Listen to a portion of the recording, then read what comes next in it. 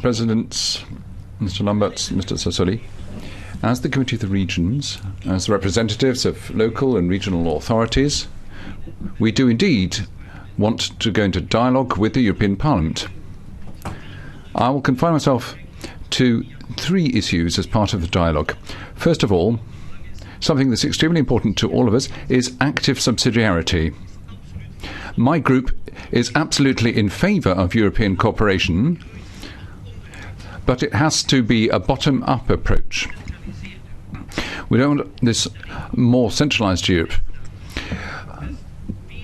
Not just the European Union, member states too need to pay more respect to those levels of government which are closest to their citizens. That's to say, first and foremost, the local and regional authorities who should be involved. A conference on the future of Europe without us, without our Committee of the Regions, would be a total waste of time.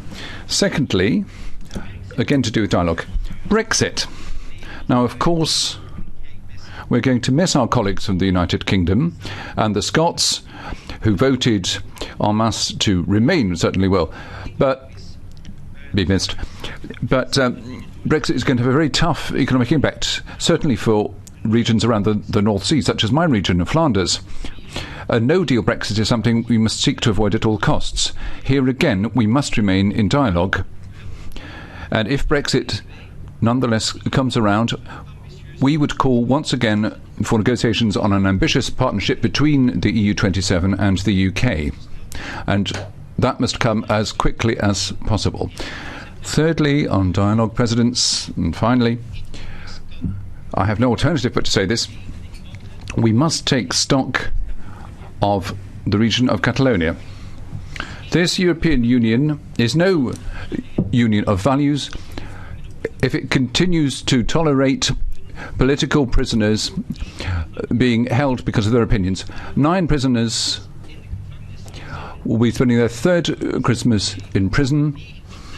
They've been jailed from periods between 9 to 13 years because of their political convictions. That is something which is completely unacceptable within the European Union. Mr. Sassoli, I would have been very pleased to hear from you your own opinion of the fact that democratically elected MEPs from Catalonia are being denied access to your building.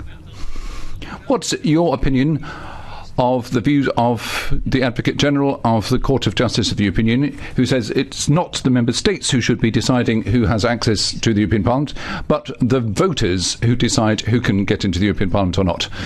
Colleagues, a lot remains to be done on the European Union for a better European Union, a union that is built up from the bottom, from the cities, from the regions, the member states. We need to make sure that we have a stronger Europe with a solid budget, but with solid institutions. Let's all make this